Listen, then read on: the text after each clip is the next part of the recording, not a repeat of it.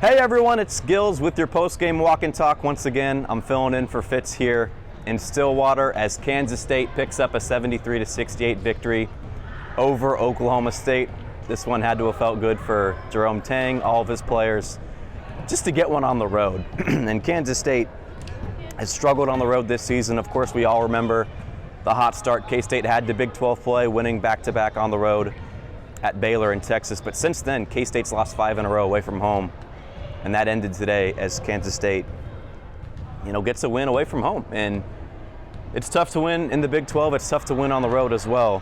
And Tang mentioned post-game how this one can just kind of be big for Kansas State, just because of the fact that kind of they prove to themselves that they can win, not being in the comforting confines of Bramlage Coliseum, right? And March Madness, you're not going to go up against any hostile environments or anything like that. But not playing at home sometimes can be uncomfortable. This one was big for Kansas State just to kind of get the monkey off of its back and win on the road in the Big 12.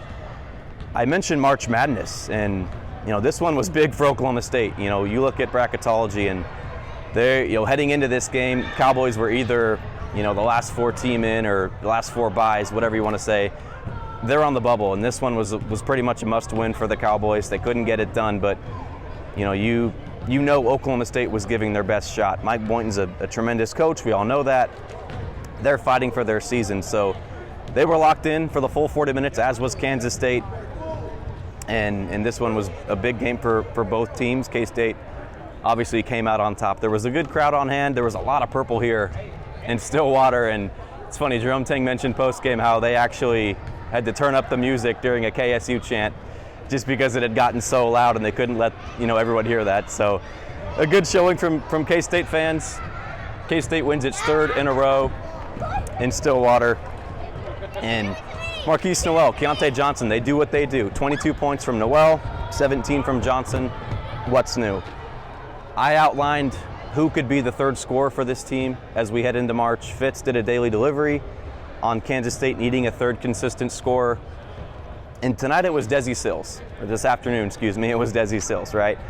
Only had 10 points. His first half was pretty forgetful. He had a wide open layup that he just missed.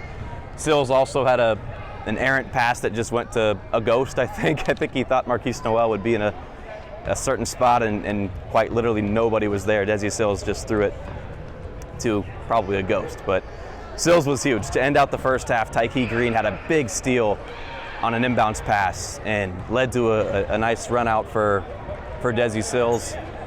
And that was a big bucket for Kansas State heading into halftime with just a few seconds left to get that deficit down to 2 and really give the team some momentum heading into the break. And then in the second half, Desi Sills coming out of a timeout just had a great, I think Tang and his staff deserve the credit for drawing up the play, but a great after timeout spot for Desi to get a quick layup as he catches the ball and goes right up for it. So Desi Sills was, I don't want to call him the X factor, but he was very important in this game, and he only had 10 points. Like I said, I think 4 of those came from the free throw line, right?